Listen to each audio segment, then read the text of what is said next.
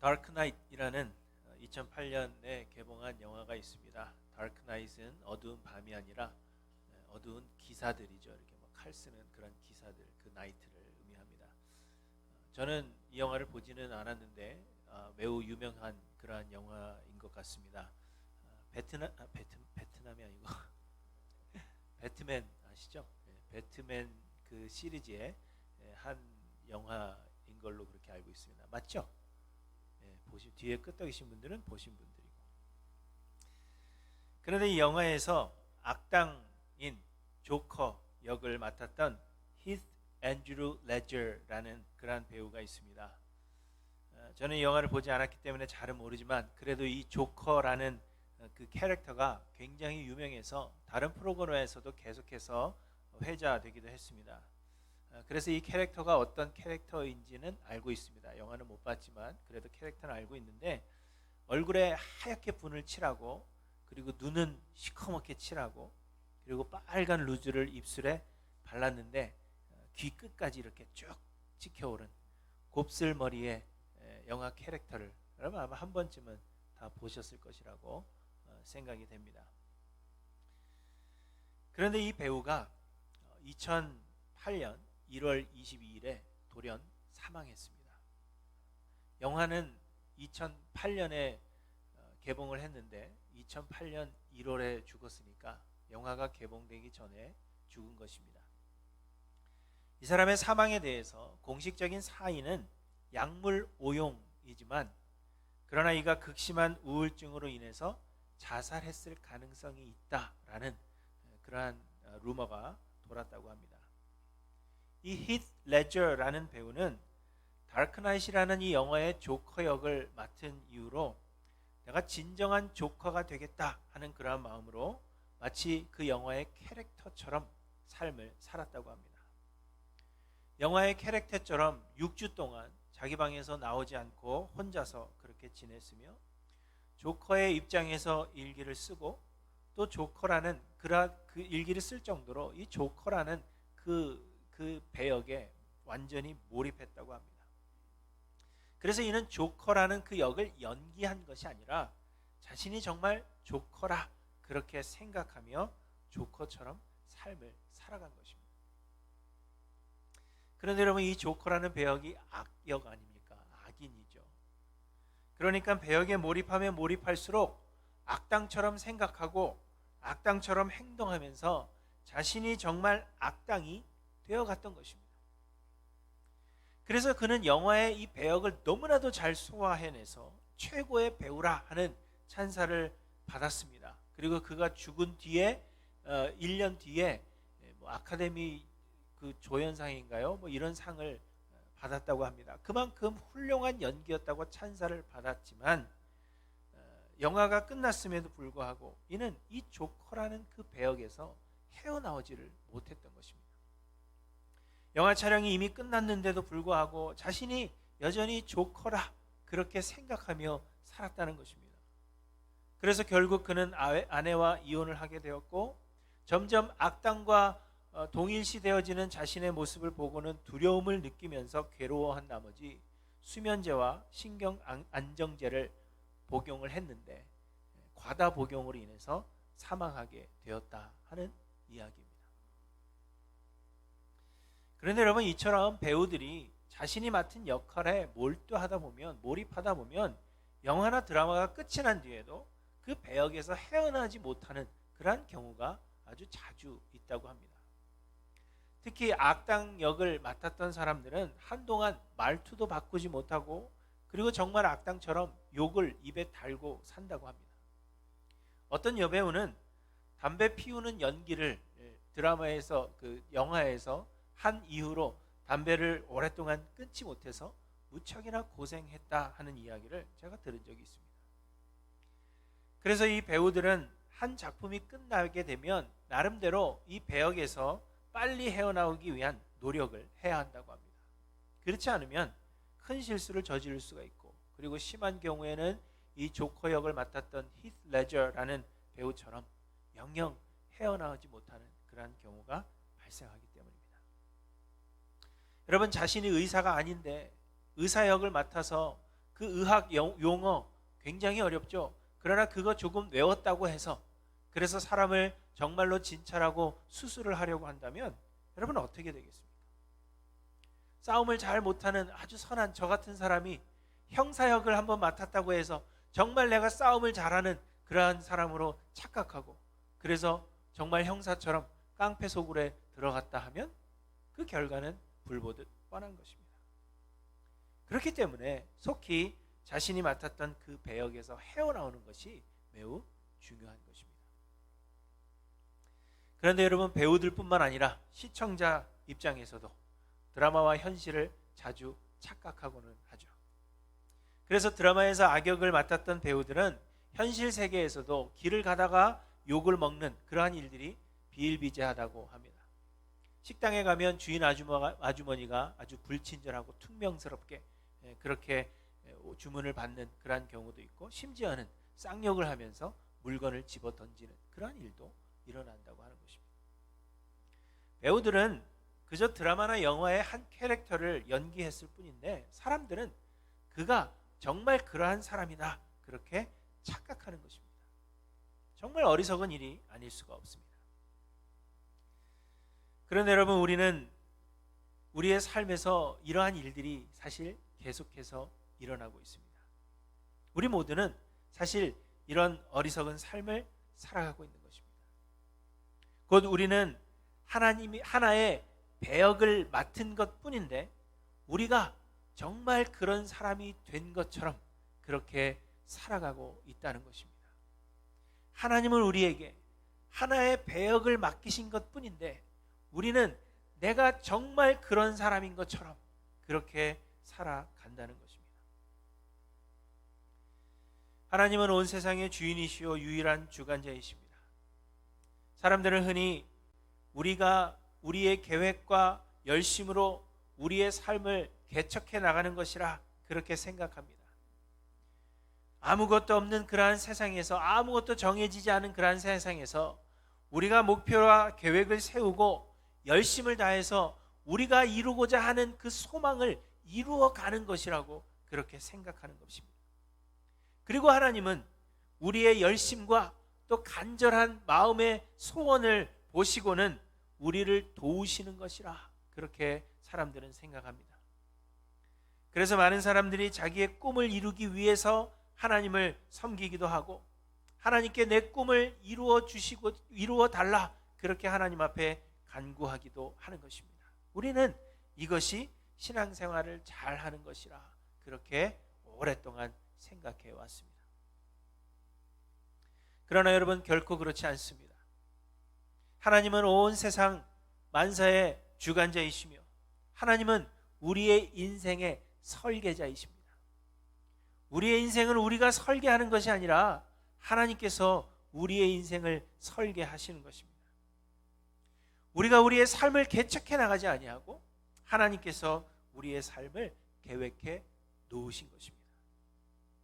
하나님은 세상이라는 한 편의 장편 드라마를 쓰셨고 우리는 하나님께서 우리에게 맡기신 그 배역을 연기하며 살아가는 것뿐입니다. 우리는 정말 그런 사람이 아니지만 하나님께서 계획하시고 우리를 놓으신 그 역할을 우리가 신실하게 감당해 가는 것이라는 것입니다. 그것이 우리의 인생입니다.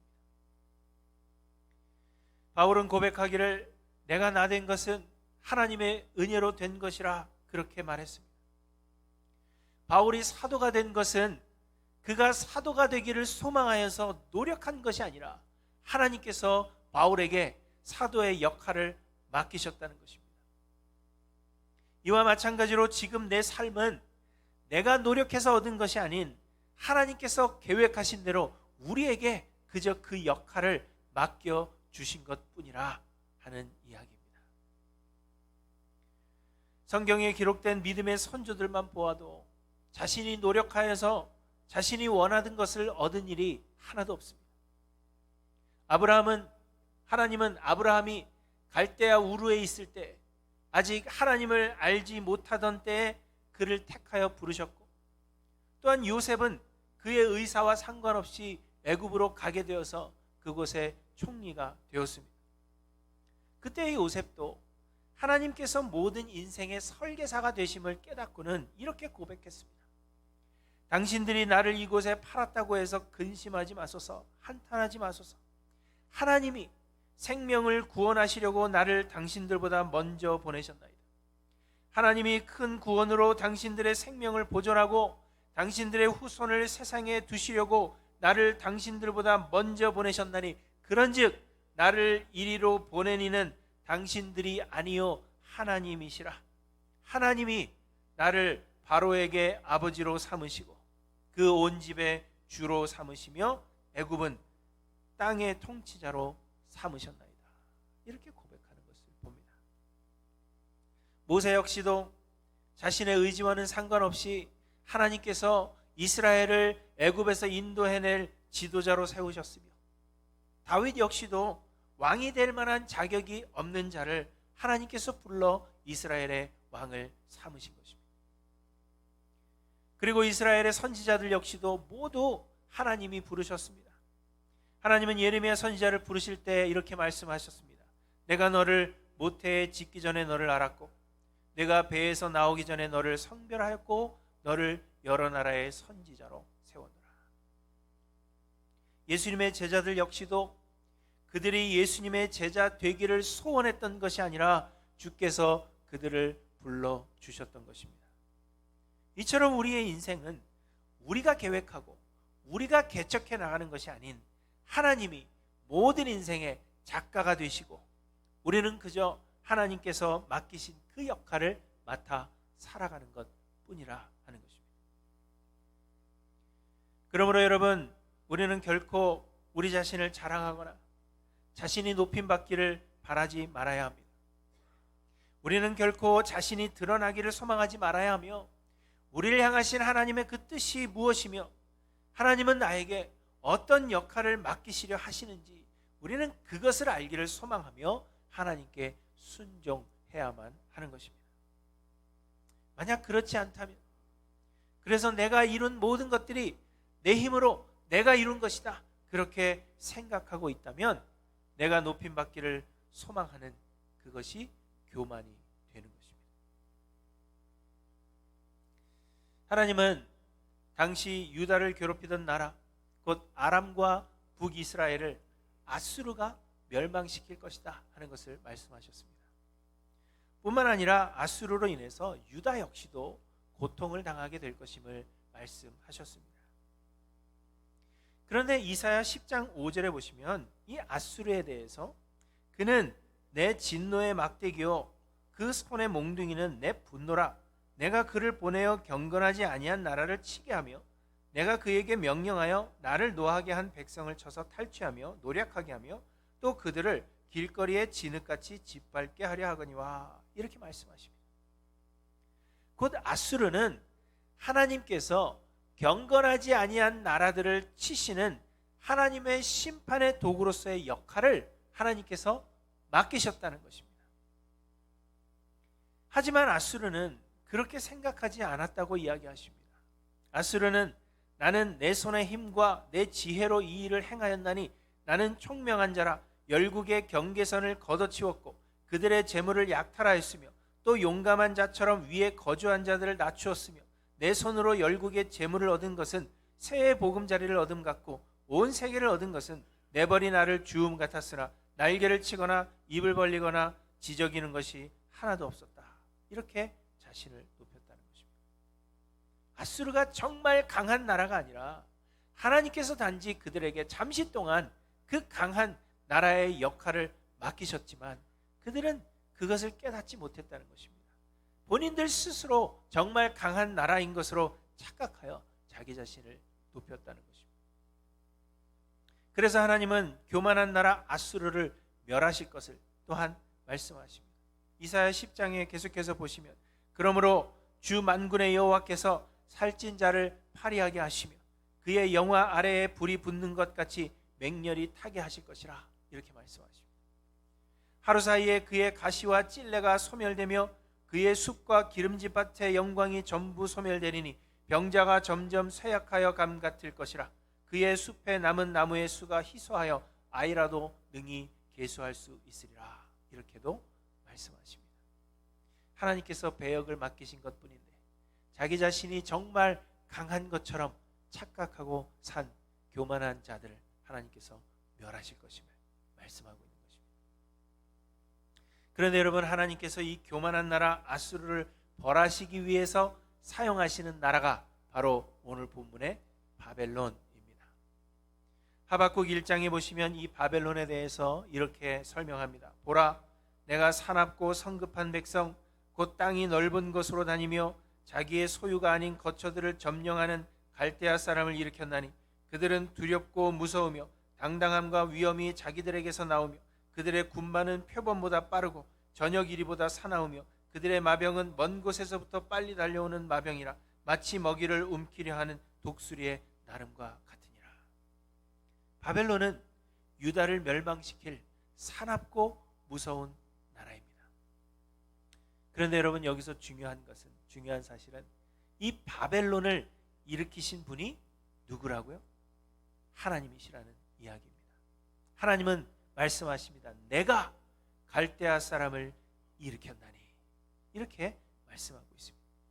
곧 바벨론 역시도 하나님께서 맡기신 그 역할을 행하는 것뿐이라 하는 것을 말씀하고 있는 것입니다. 바벨론이 정말 강한 나라가 아니라, 바벨론이 정말 그렇게 무시무시한 강한 힘을 가진 나라가 아니라 하나님께서 단지 그 아수르라는 나라를 멸망시키시기 위하여, 벌하시기 위하여 바벨론에게 그 역할을 맡게 하셨다는 것 뿐이라는 것입니다. 그러나 이 바벨론 역시도 자신들이 하나님의 도구이며 하나님께서 그들에게 강한 힘을 주셨다는 것을 깨닫지 못하고 스스로 강해진 것으로 그렇게 생각한 것입니다. 하나님께서 그들에게 강한 나라의 역할을 주셨다 하는 것을 알지 못하여서 자신들이 정말로 강한 민족이라 여겨 그들은 교만하게 되었던 것입니다. 그래서 하나님은 아수르를 멸망시킬 나라 이 바벨론 역시도 이사야 13장과 14장에 걸쳐서 하나님의 심판을 받아 패망하게 될 것을 또한 말씀하고 있는 것입니다. 13장 1절에 보시면 아모스의 아들 이사야가 바벨론에 대하여 받은 경고라, 이렇게 시작하고 있습니다. 13장 11절에는 내가 세상의 악과 악인의 죄를 벌하며 교만한 자의 오만을 끊으며 강포한 자의 거만을 낮출 것이며, 이렇게 말씀하십니다.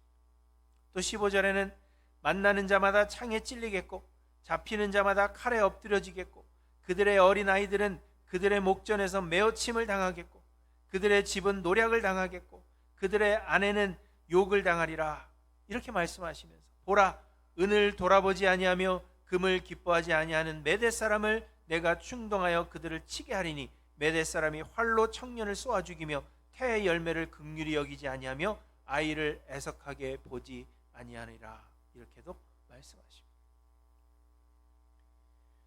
그리고 우리가 읽은 본문 14장에서는 이 강했던 나라 바벨론이 넘어짐으로 인하여서 조롱을 당하게 될 것임을 말씀하고 있는 것입니다. 14장 8절에는 향나무와 레바논의 백향목도 너로 말미암아 기뻐하여 이르기를 내가 넘어져 있은즉 올라와서 우리를 베어버릴 자 없다 하는도다, 이렇게 말씀하십니다. 사람들뿐만 아니라 나무들조차도 바벨론의 무너짐을 반기고 있을 것이라 하는 이야기입니다. 9절에는 아래의 스올이 너로 말미암아 소동하여 네가 오는 것을 영접하되 그것이 세상의 모든 영웅을 너로 말미암아 움직이게 하며 열방의 모든 왕을 그들의 왕좌에서 일어서게 하므로 그들은 다 네게 말하여 이르기를 너도 우리같이 연약하게 되었느냐, 너도 우리같이 되었느냐 하리로다, 이렇게 말씀하십니다. 바벨론에게 당했던 여러 나라의 왕들, 그래서 패망하여 지금 죽음 가운데 있는 그 자들이 스올에서 너도 별 수 없구나, 이런 말로 바벨론을 조롱하게 된다는 것입니다. 그런데 여러분, 그 강한 나라 바벨론이 이렇게 된 이유가 무엇이라고요? 그 이유를 13절에서 말씀하십니다. 내가 내 마음에 이르기를 내가 하늘에 올라 하나님의 뭇별 위에 내 자리를 높이리라. 내가 북극 지폐의 산 위에 앉으리라. 가장 높은 구름에 올라가 지극히 높은 이와 같아지리라 하는도다. 그러나 이제 내가 스월 곧 구덩이 맨 밑에 떨어짐을 당하리로다, 이렇게 말씀하십니다. 말씀드린 대로 하나님께서 바벨론을 사용하신 것입니다. 바벨론이 스스로 강하여서 아수르를 비롯한 주변 나라들을 멸망시킨 것이 아니라 하나님께서 이스라엘을 멸망시키고 유다를 괴롭혔던, 그러나 교만하여서 하나님의 막대기였음을 깨닫지 못했던 나라, 그 아수르를 벌하시기 위해서 바벨론을 잠깐 강하게 하셨다는 것입니다. 하나님께서 아수르를 멸망시키는 그 배역을 바벨론에게 맡기셨다는 것입니다. 그런데 바벨론은 그 힘이 본래 자신들의 것이라 그렇게 생각했다는 것입니다. 하나님께서 단지 배역을 맡기셨음을 깨닫지 못하고 자기들이 원래 강한 나라라 그렇게 생각하여서 자신들의 힘으로 강대국이 되었다 그렇게 생각했다는 것입니다. 그래서 그들은 하나님의 자리까지 올라가서 우리가 하나님과 같아지리라 하는 그러한 꿈을 가지게 되었다는 것입니다. 그래서 하나님은 교만한 자의 오만을 끊으며 강포한 자의 거만을 낮출 것이라 그렇게 말씀하고 계시는 것입니다. 여러분, 이처럼 자신의 맡은 그 배역에서 헤어나오지 못한다면 그 끝은 다 파멸이라 하는 것을 우리에게 말씀해 주고 있는 것입니다.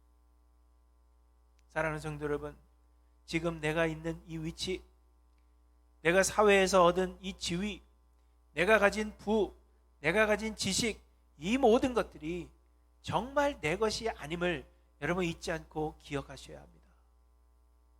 내가 잘해서, 내가 수고해서 이 자리에 올랐다 그렇게 생각하지 마십시오.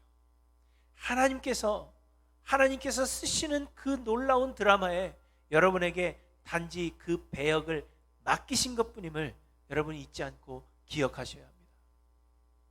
그래서 내가 정말 대단한 사람이 된 것처럼, 나의 어떤 믿음과 나의 열심이 나를 이렇게 훌륭한 사람 만든 것처럼 그렇게 생각하며 교만하게 사신다면 아수르가 무너지고 바벨론이 멸망한 것처럼 하나님은 우리를 그렇게 멸하게 하실 것임을 오늘 본문이 말씀하고 있는 것입니다.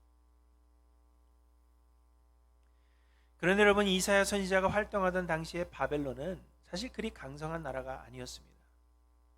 바벨론이 그 세력을 확장하기 시작한 때는 이스라엘이 아수르에 의해서 멸망하고도 100여 년이 훨씬 지난 그 뒤였습니다.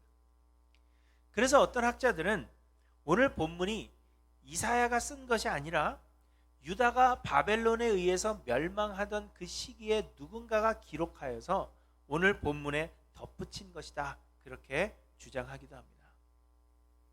그러나 여러분, 이는 하나님께서 이사야 선지자로 하여금 훗날에 일어날 일들을, 수백 년 뒤에 일어날 일들을 예언하게 하신 것으로 아직 일어나지 않은 것에 대하여 이렇게 자세하게 쓰게 하신 것은 하나님께서 세상의 모든 만사를, 과거뿐만 아니라 현재뿐만 아니라 미래에 일어날 그 훗날에 일어날 모든 만사를 하나님께서 주관하고 계시며 하나님이 온 세상의 역사의 저자이심을 우리에게 설명해 주고 계시는 것입니다.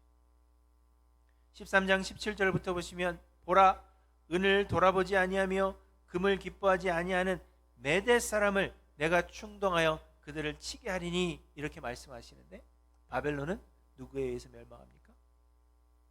페르시아와 힘을 잡은 메대 사람에 의해서 멸망하게 되는 것을 우리는 보게 됩니다. 이처럼 세상의 모든 역사는 하나님께서 계획하시고 하나님께서 이루어 가시는 것입니다. 우리의 노력이 역사를 만들어가는 것이 아니라 하나님께서 역사의 저자가 되시며 우리에게 그 배역을 맡기신 것뿐이라는 것을 여러분 잊지 않고 기억하시길 바랍니다. 그런데 여러분, 이 바벨론은 아직 힘을 발휘하지 못하는 그러한 나라였음에도 불구하고 당시 강성한 나라 아수르를 대항하여서 반아수르 동맹을 형성하고 있었던 것으로 그렇게 보여집니다.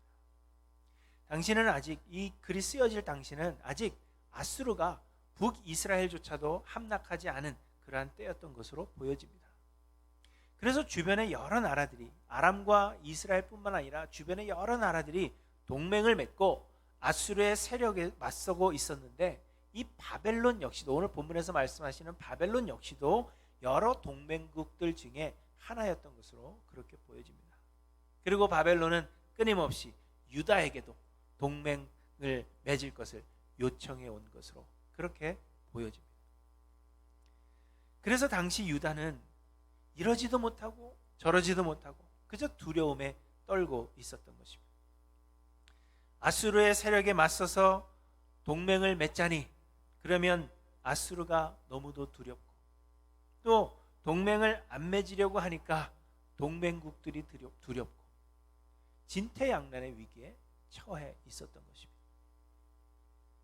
그래서 하나님은 유다 백성들에게 이 아수르의 멸망뿐만 아니라 바벨론의 멸망까지도 알게 하심으로 세상을 의지하지 말고 모든 역사의 저자가 되시는 하나님만을 의지할 것을 유다 백성들에게 말씀하고 계시는 것입니다. 아수르도 그렇고 바벨론도 그렇고 이들은 모두 하나님께서 쓰시는 그 드라마의 한 배역을 맡은 연기자에 불과하다는 것을 이야기하고 계시는 것입니다.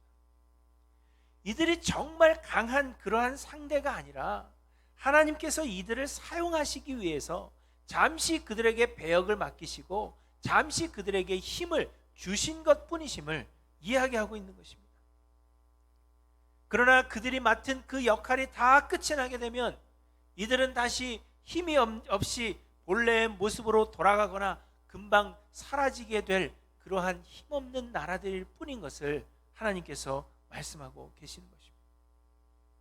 여러분, 우리 모두는 하나님이 아니고서는 그저 흙으로 와서 흙으로 돌아갈 껍데기에 불과한 것입니다. 어떤 사람은 똑똑하고, 어떤 사람은 지혜가 충만하고, 어떤 사람은 부가 있고, 어떤 사람은 힘이 강하고, 다 그렇게 보일지라도 그 사람들이 정말 그런 것이 아니라 하나님께서 떠나시면, 하나님께서 그 배역을 이제는 됐다 그렇게 말씀하시면 다시 흙으로 돌아갈 그러한 연약한 존재일 뿐이라는 것을 이야기해 주고 계시는 것입니다.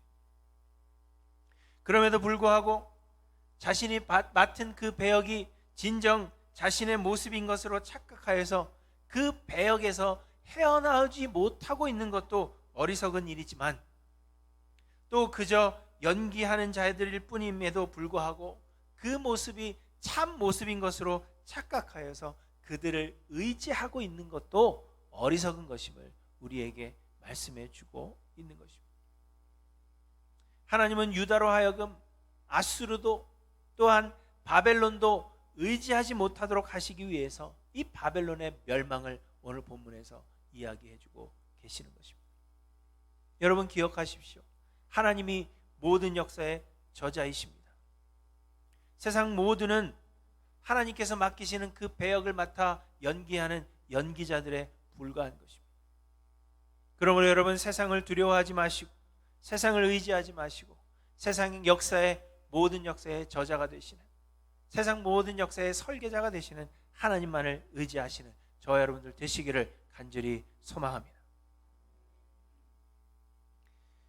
여러분, 배우들의 삶이 빛이 나는 것은 그들이 맡은 배역 때문입니다. 자신이 맡은 그 배역을 잘 소화해 나갈 때 비로소 그들은 빛이 나게 되는 것입니다. 그러나 영화나 드라마가 끝이 났음에도 불구하고 자신이 여전히 그 배역의 사람인 것처럼 그렇게 생각한다면 그 사람은 빛을 잃게 될 것입니다. 예를 들어서 왕을 연기한 사람이 영화가 끝이 난 후에도 여전히 자신을 왕이라고 생각하며 그렇게 살아가고 주변의 사람들을 대한다면, 여러분, 그는 그 교만으로 인하여 금세 빛을 잃게 될 것입니다. 수많은 연기자들이 자신이 연기한 그 배역에 빠져서 자신이 정말 그러한 사람인 것처럼 생각하며 세상을 살아가다가 사람들에게 문매를 맞고 매장당하듯 없어진 그런 연기자들이 한둘이 아닙니다. 그런데 여러분, 오늘 본문은 바벨론을 아침의 아들 계명성이라고 표현하고 있습니다. 계명성이라는 것이 무엇입니까? 계명성이라는 것은 모닝스타, 곧 새벽에 빛나는 별, 새벽에 가장 밝게 빛나는 새벽별을 의미하는 것입니다.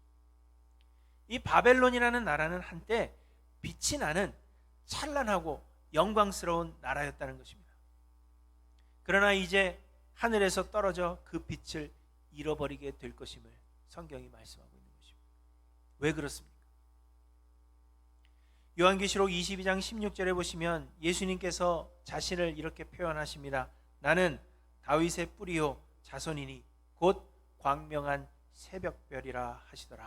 이렇게 말씀하십니다. 예수님께서 자기 자신을 광명한 새벽별, 곧 계명성이라 그렇게 표현하고 계시는 것입니다. 진정한 계명성은 예수님 한 분뿐이십니다. 그럼에도 우리가 계명성처럼 그렇게 빛이 날 수 있는 것은 진정한 계명성이신 예수 그리스도 때문에 빛을 발할 수가 있는 것입니다. 우리가 하나님의 말씀에 순종하며 하나님께서 우리에게 맡기신 그 역할에 충실하게 살아가면서도 우리가 스스로 빛을 내는 것이 아니라 우리는 하나님의 자손일 뿐이며 하나님의 일꾼일 뿐임을 우리가 고백하며 우리 자신을 낮출 때 계명성이신 예수 그리스도의 그 빛이 우리를 통하여 빛나게 된다는 것입니다. 그러나 여러분, 우리가 교만해져서 하나님을 의지하지 아니하고 내 스스로 빛을 내는 것이라 생각하여서 스스로 빛을 내고자 노력한다면 우리는 그 빛을 잃어버리게 될 뿐만 아니라 하늘에서 떨어져 스올로 내려가게 될 것임을 우리에게 말씀하고 계시는 것입니다. 사랑하는 성도 여러분, 하나님이 온 세상 만사의 주관자이시며 모든 역사의 설계자요 저자이심을 잊지 않고 기억하시기 바랍니다. 지금 나의 모습이 진정한 나의 모습이 아니며 내가 노력해서 된 것이 아님을 또한 기억하시기 바랍니다. 내가 가진 부가 나의 것이 아니며 내가 가진 지식도 나의 것이 아니며 내가 얻은 지위는 진정 내 것이 아닌 우리는 그저 그 역할을 잠시 맡은 연기자들 뿐임을 기억하시기 바랍니다. 우리는 하나님의 계획하심이 아니고서는 그저 먼지에 불과한 그러한 자들입니다. 그러므로 여러분, 끝까지 자신을 높이지 않으며 언제든지 내 역할을 하나님께서 거두실 수 있음을 여러분 잊지 않고 기억하시기 바랍니다. 또 누군가가 대단해 보이고 누군가를 의지하고 싶은 마음이 여러분 생기십니까? 특별히 요즘같이 힘들고 어려운 때는 누군가를 의지하고 세상의 것을 의지하고 싶은 마음이 우리 가운데 생깁니다. 그러나 여러분, 그 역시도 하나님께서 맡기신 역할일 뿐이며 하나님만이 우리의 의지할 뿐이심을 여러분 잊지 않고 기억하시기를 바랍니다. 하나님 앞에 겸손하며 하나님만을 의지하고 순종하셔서 하나님의 놀라운 역사를 경험하며 하나님을 맛보며 살아가시는 하일랜드 교회 모든 성도님들 되시기를 주님의 이름으로 간절히 소원합니다. 기도하십니다.